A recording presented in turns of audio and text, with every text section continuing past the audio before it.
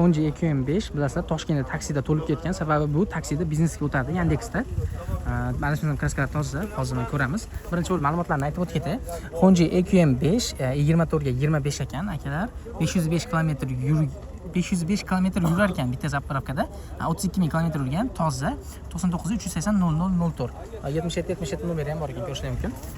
Xo'p, to'g'ri ma'lumot berdim. Men ichini ko'rsataman. Ichi juda ham yaxshi holatda, juda o'ta ham keng. Xitoyda mashinasi bilasizlar, Honda Premium klassdagi mashina, bu yerda ligrovkalari. Bu yoqda bo'lsa panoramasi yo'q, polni patolog bo'ladi, orqasi juda ham keng. Nima sababdan Yandexga olishyapti? Sababi buni orqa tomoni juda ham keng bo'ladi.